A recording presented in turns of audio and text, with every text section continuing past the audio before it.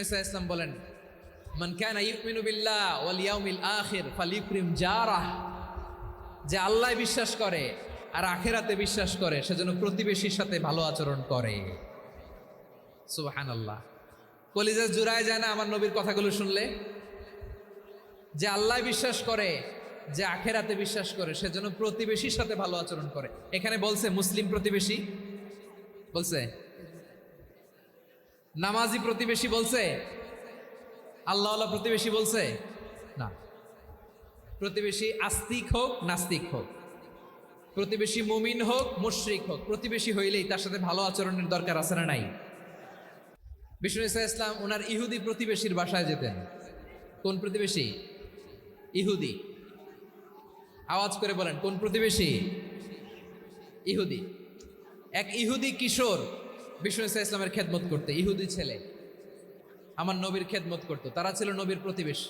তো অনেক দিন হয় ইহুদি ছেলেটা আসে না। বিষ্ণুনবী খোঁজ দিলেন, ঘটনা কি? একটা ইহুদি ছেলে না আমার খেদমতে আসতো, ছেলেটা কই? খোঁজ নিয়ে জানলেন ছেলেটা অসুস্থ। বিষ্ণু ইসলাম ওই ইহুদির বাড়িতে চলে গেলেন ওই ছেলেটাকে দেখা করার জন্য, ভিজিট করার জন্য। সুবহানাল্লাহ পড়বেন না? গেলেন, যে দেখে ইহুদি ছেলেটা মুমূর্ষ, যান যান যায় যায় ভাব, বিছানায় পড়ে আছে, তার বাবা দাঁড়ানো।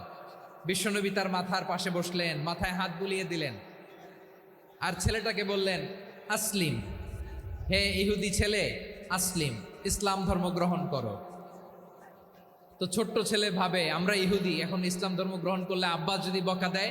ফানাযারা ইলা ওয়াজহি আবি, ছেলেটা তার বাবার চেহারার দিকে তাকালো, দেখি আব্বা কি কয়। আব্বা যদি বলে তাইলে ইসলাম ধর্ম গ্রহণ করবে। ইহুদি ছেলেটা তার বাবার দিকে যখন তাকালো, ওর বাবা বলে, আতি আবুল কাসিম, আবুল কাসিম যা বলে তাই করো।